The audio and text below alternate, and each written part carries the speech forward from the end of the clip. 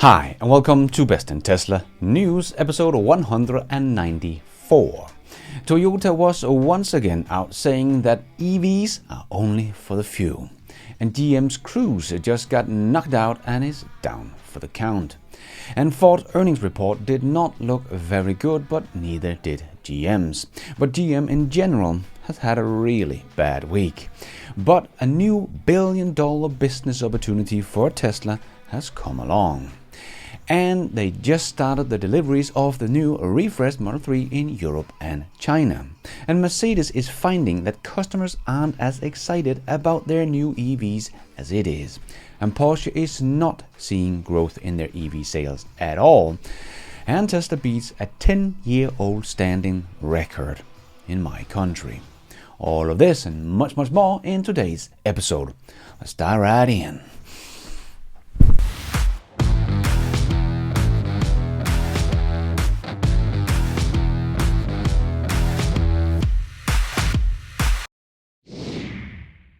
Let's put our living stereo stylus in this groove.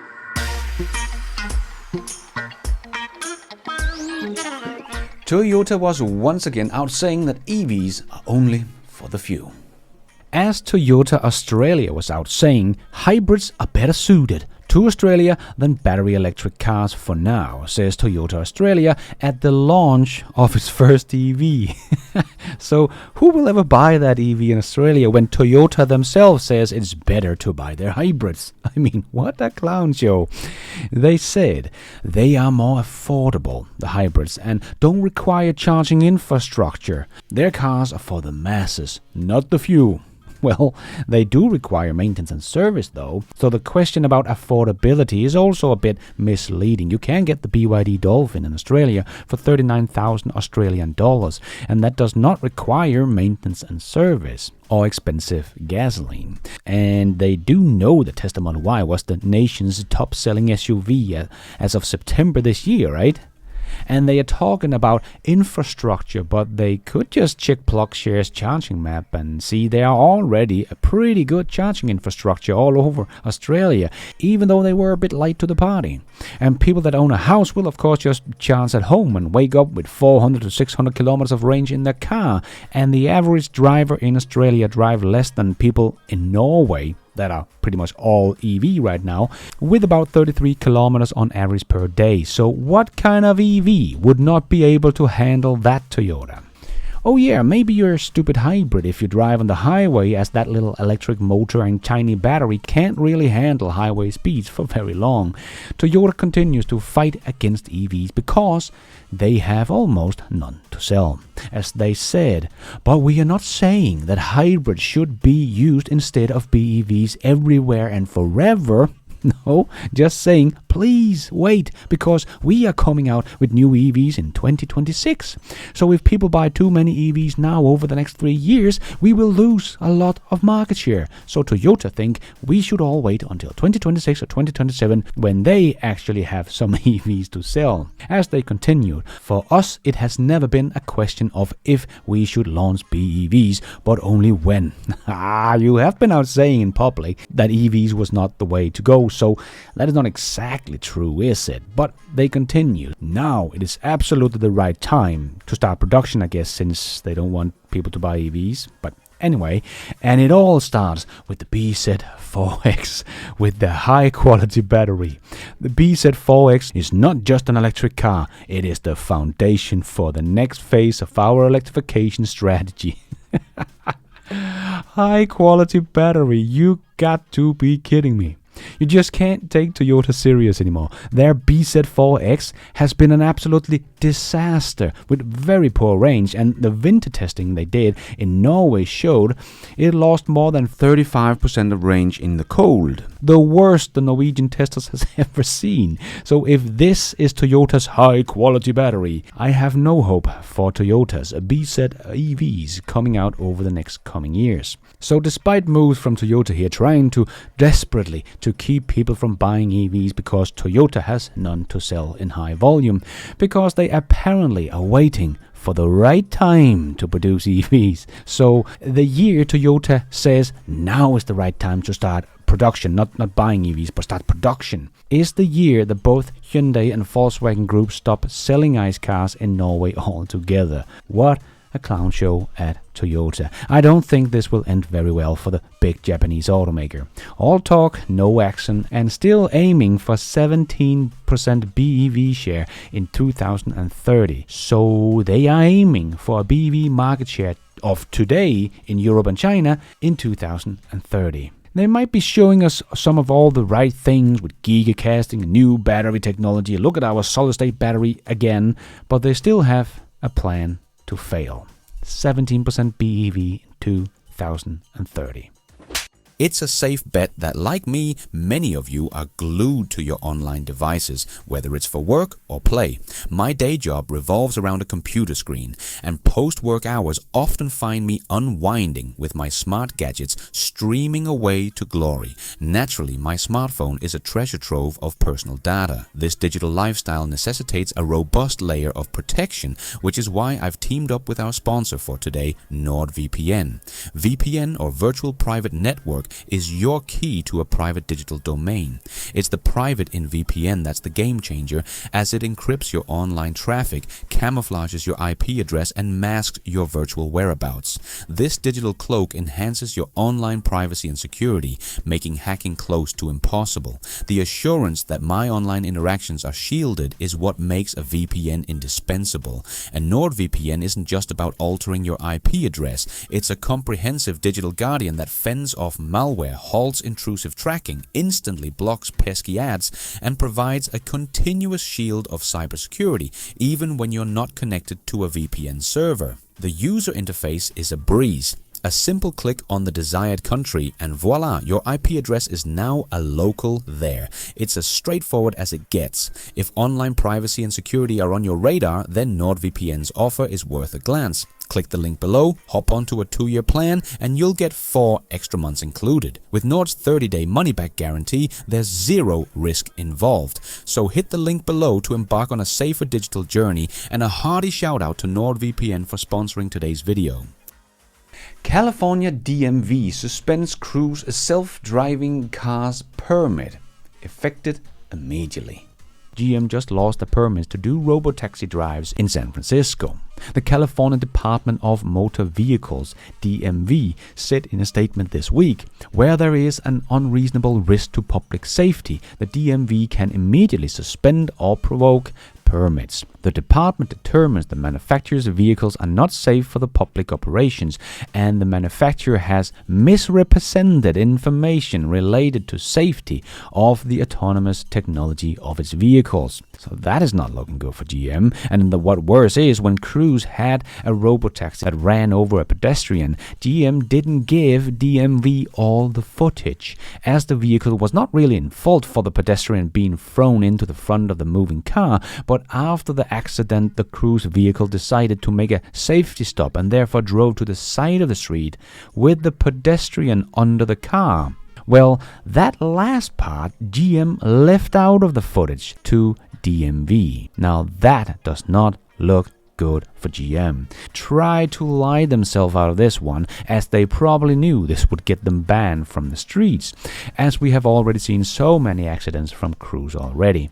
Even though Dan O'Dawn said Cruise was so good and safe compared to Tesla's bad software, well, DMV does not agree, Dan. Cruise is now banned from driving in the streets of San Francisco. Not just as a robotaxi, not even test driving is allowed at the moment. This is a big setback for Cruise, as this is the only way they collect data, and now they are not allowed to do this in San Francisco anymore. This is just such a different approach compared to what Tesla is doing, where Tesla get paid from people that are buying their cars, and then they get paid even extra for getting access to the full self-driving software and agree that they will keep an eye on the car at all time. So Tesla right now has millions of cars collecting data for them, not just the 500,000 beta tester, but also every other car with shadow mode running in the background and much more. Tesla gets more data every single day than GM's Cruise has collected its entire existence.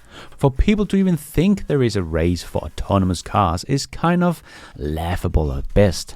as no one else has the data that Tesla has. And if you understand how AI learns, you know data is the key, and Tesla is up and beyond anything else out there combined, and is the only one that is really going for a general solution. The rest is going for a mapped geofenced area. The one is scalable and the other is not. There really is no competition for Tesla's general AI solution for full self-driving cars. And Cruise just got punched in the face and is down for a count. But at least Cruise lost $8 million per day just in Q3. That's also bad news, sorry. So guess only bad news for GM this week. Since 2016, GM has reported $8.4 billion in cumulative operating losses for Cruise. As GM did report their Q3 earnings call, but they did beat Wall Street expectations, but GM pulls full-year guidance due to mounting UAW strike cost that cost the automaker roughly $200 million a week in lost vehicle production. $200 million a week!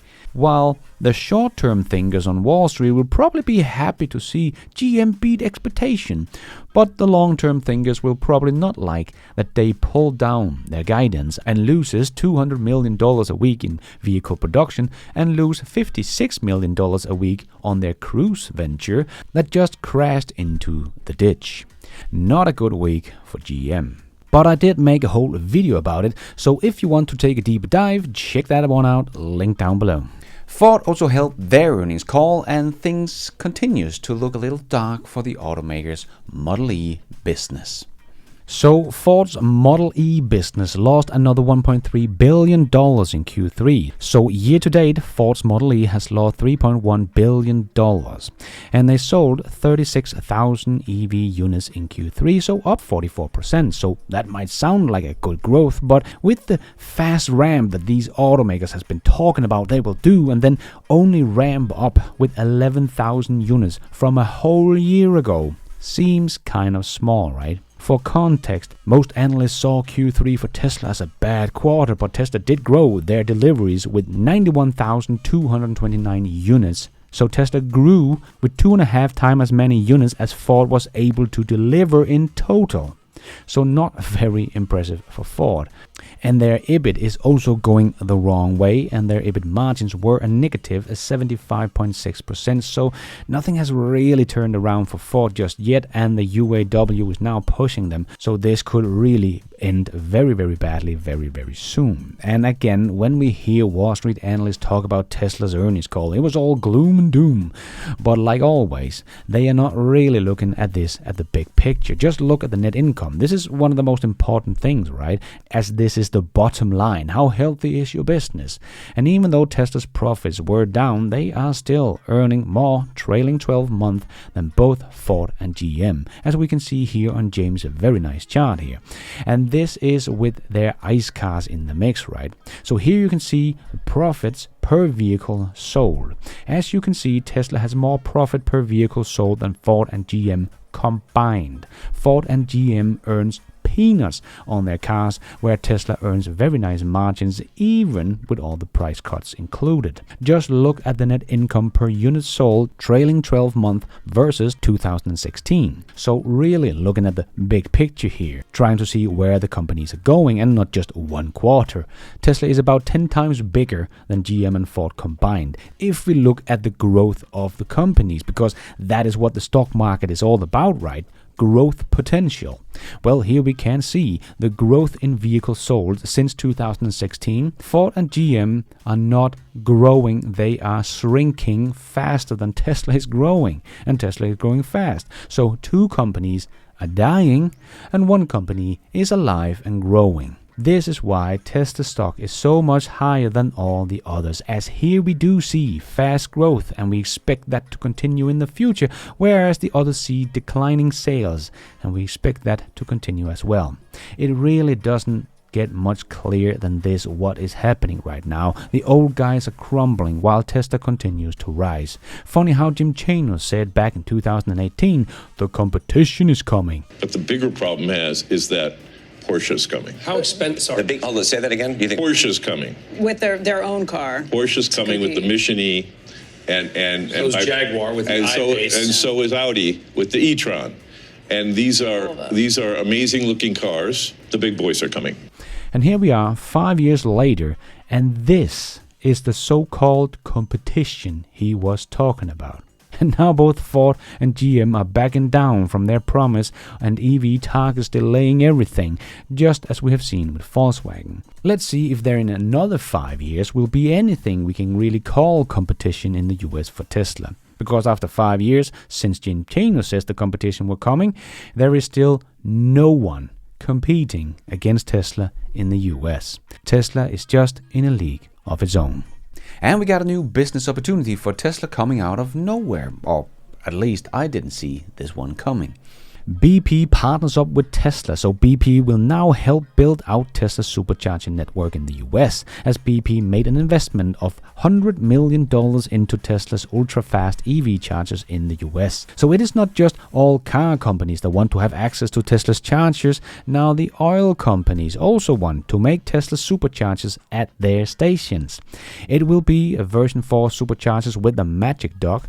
Tesla will supply hardware and software, but BP will install the supercharger stalls, and the chargers will be branded BP. Don't know what Tesla will earn from this $100 million investment, but with the price we know from Tesla's filing about the chargers, that should be enough for something between 1,000 to 2,000 stalls, so not an insignificant amount. And this seems to be only the first step from BP's investment into the charging infrastructure. As they wrote, in February 2023, BP announced a plan to invest $1 billion in America's EV charging infrastructure by 2030, with an aim of investing $500 million in the next 2 to 3 years. So this will probably be just like the automakers that all want to jump aboard Tesla's North American charging standard. I think this is only the first of many who wants to partner up with Tesla to get access to their charging technology, as everything else is not as reliable and costs 3 to 5 times as much to install. So it becomes a financial no-brainer for all the other companies that want to get in on charging infrastructure now to go with Tesla's hardware and software. It happened. It finally happened. I am stranded. The Nissan Leaf has 20 miles of range. No worries, because I have one charger, I have 2 chargers, and I have 3 chargers. But guess what? 0 of them work. 0. None of them work. Like, I realize it's not profound to say that Electrify America is terrible, but I mean, how can it be this bad all the time? This is awful.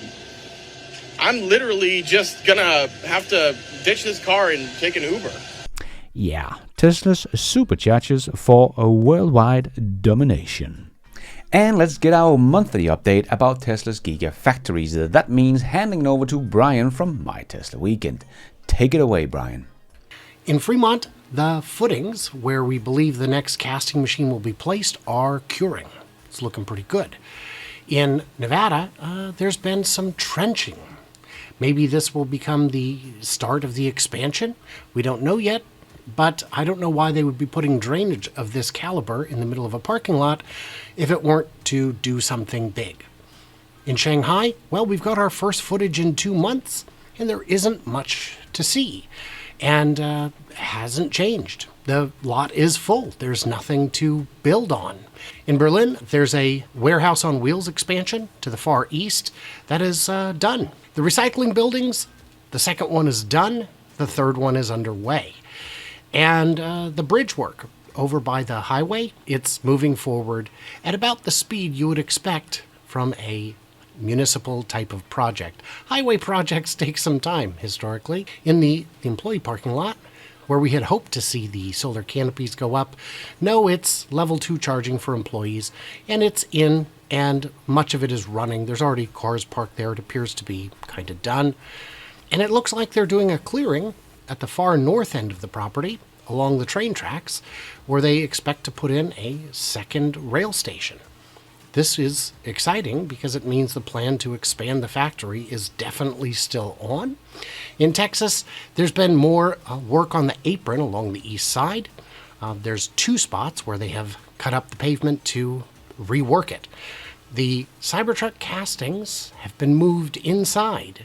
As we move south, we'll see that the south end of the building has been closed off to the point where they have actually covered the window holes and mudded them. The southeast end is where they've been putting in all the footings, new footings, tons of them. And then moving all the way around to the southwest, where we've got the parking structure going in, they finished grading, they put down geotextile, and have started the foundation work. You can see lots of footings that are going in, and they've been doing tons of drainage work over here as well. Over by the cathode plant, we can see there's walls that have been replaced. Lots of materials have been put into this building. There's been expanded pavement by the test lab and clearing to the east of all of this to add a very large detention pond. Up at the switchyard, they've done a lot of work on the power pole, and they've de-energized the temporary switchyard. There's fencing around the megapack, and you can see the megapack yard also moving along slowly. There's more drainage in the far west of the site, on the other side of the highway. They've got drainage in. They've put curbs on the roads over there. And the building itself is close to done. It's got all of its columns. It's got most of its walls. It's got most of its roof. And they've even extended the slab south and finished that too. So the building is not just closer to done, but it's bigger and still closer to done. In Mexico, we have nothing to report. The governor of Mexico believes it's moving forward. I have no reason not to believe him. And in Corpus Christi, we haven't seen any developments because our man in the sky, Joe Tetmeyer, has not had an opportunity to return just yet. But when that one comes, it's gonna be a doozy. Thank you so much for that update, Brian. See you next month. But if you want much more from Brian, don't forget to check out his YouTube channel, as he has a lot of great stuff about everything Tesla. You definitely are missing out if you're not following Brian. And squeeze in the last short news topics into this new show. Yes, it's time for the Tesla Shorts. And after watching GM's Cruise getting punched in the face, let's take a look at how Tesla's full self-driving beta testing is doing. Well, here is Holmars that told his Tesla to take him to San Francisco International Airport, and it drove him all the way to Terminal 3 arrivals with no intervention, using just computer vision. Just stands in very big contrast to Cruise's little geo-fenced party track. And Tesla Model Y overturns a 10-year-old sales record here in Denmark. The Tesla Model Y, year-to-date, have sold 12,944 units, beating the all-time record set in 2013 by the Volkswagen Up with 12,940 units. This is just so impressive for a car that cost more than twice that what the little Volkswagen Up did. That was basically just a scooter with a lid that could almost fit in the trunk of the Model Y. In 2019, the Model Y was launched but didn't come to Denmark before 2021, and in 2023 it will write itself into the Danish automotive history. Yes, Toyota, nobody wants EVs.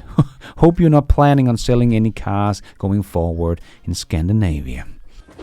And Mercedes is finding that customers aren't as excited about their new EVs as it is, or as people are about the Model Y, as we have just seen in Denmark, because the company's franchise dealers are finding it hard to move electric inventory.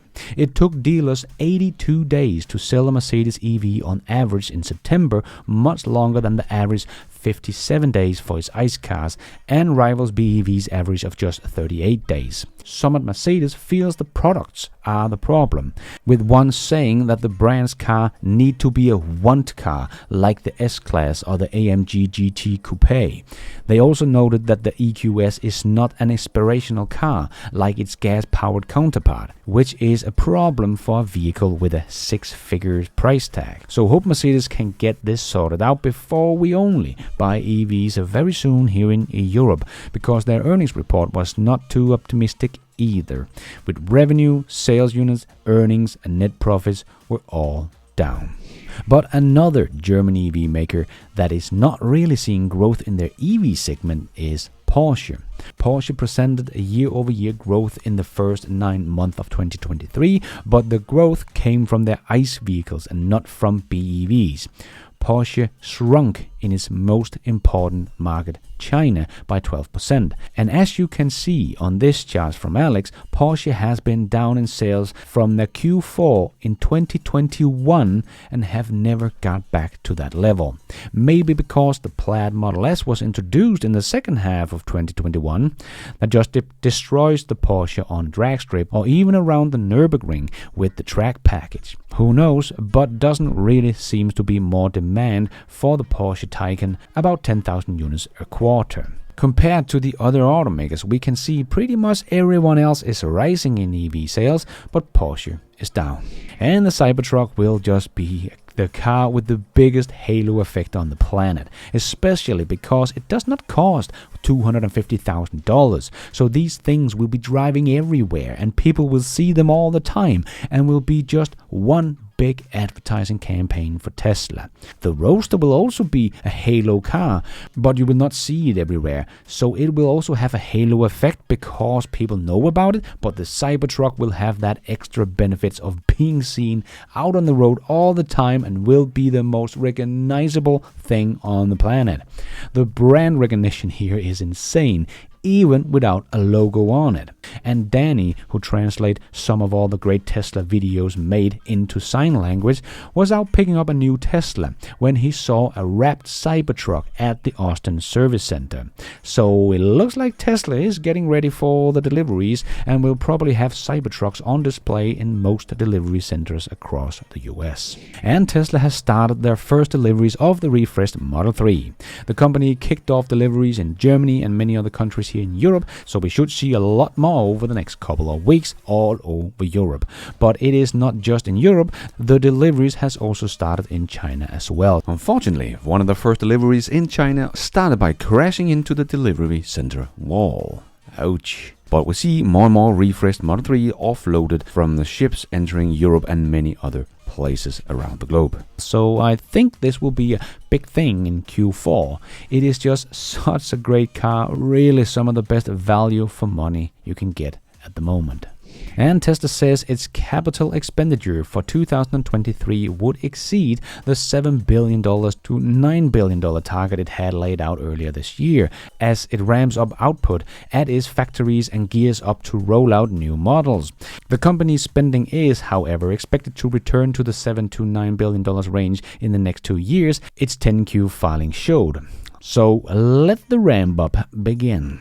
And one of those ramp-ups might be the Berlin, as on Monday, on October the 23rd, Brandenburg State Officer of the Environment rejected objections against Tesla's plan to expand Giga Factory Berlin. So hopefully the expansion can soon speed up.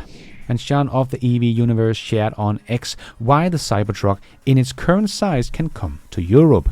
Yes, the B category driver license allows 3,500 kilo. The Cybertruck start at 3,629 kilos, but legislation in the European Parliament under review increases B to 4,250 kilos for zero-emission vehicles. And the UK already has the increased 4,250 kilo limit set for the regular B category if driving alternative fuel vehicles since 2018. So it should not be a problem when we finally get the Cybertruck over to our shores.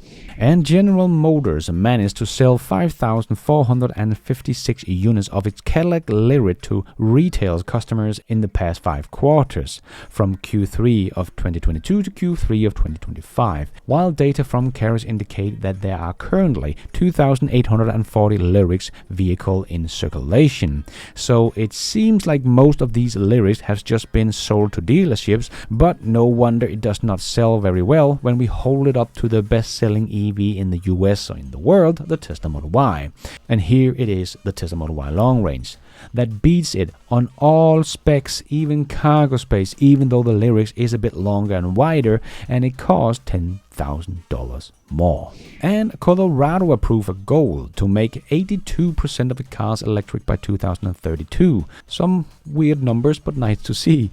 As the Commission Director Michael Ogletree said, Colorado is already among the states with the highest concentration of electric vehicle, and we don't plan on hitting the brakes anytime soon. But Ford and GM are hitting the brakes, so I guess Tesla will just grab some more of the overall car market. And Tesla makes its debut on the 2023's 100 fastest growing companies list. So I guess the busted growth story continues. And LK Machinery released a Tesla-style flyover through its Giga press factory in China, showing off their new 16-ton Giga press machine. Remember when Elon Musk asked company if a 6,000-ton Giga press could be done, and out of 5, 4 said no and 1 said maybe, and Elon took that as a yes. Like Nelson Mandela said, it always seems impossible until it's done. So the question is, who is this huge machine for? Would it be big enough for a single cast car, Elon? Are you cooking something up behind the curtains there? Time will tell who and what this huge machine is for. And Stellantis follows many of the German automakers and join a Chinese automaker to get some help to get some momentum in the Chinese and global EV market.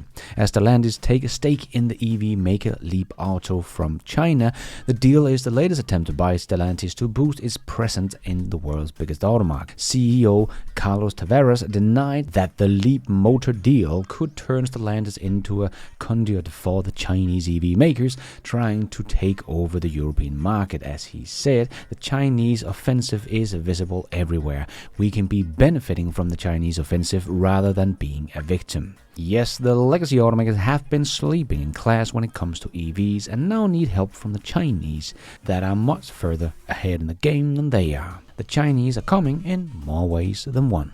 And Volkswagen redoubled cost savings after a disappointing Q3 margins. The automaker's margins are being hit by high cost in its volume brand group, unfavorable raw materials, hedging and low demand in China. So we see this from all the big brands like Volkswagen, GM and Ford. They are slowing down to keep their short-term profits high, but sacrificing their EV volumes production. So the exact opposite of what Tesla is doing, who is sacrificing profits to keep volume high. As Ford's CFO said about the earnings call, Ford is able to balance production of gas, hybrid and electric vehicles to match the speed of EV adoption in a way that no others can. That's obvious good for customers who get the product they want, and good for us too, because disciplined capital allocation and not chasing scale at all costs, maximizing profitability and cash flow. I still think this is the wrong move from the old guys. Wanting short-term profits with a big risk of dropping in market share, maybe even survival long-term, as they are not keeping up with the production of the vehicle of the future and not so distant future, I might just add. And Tesla introduced a stealth grey color available for Model S and X in North America and Asia. Now that is good looking.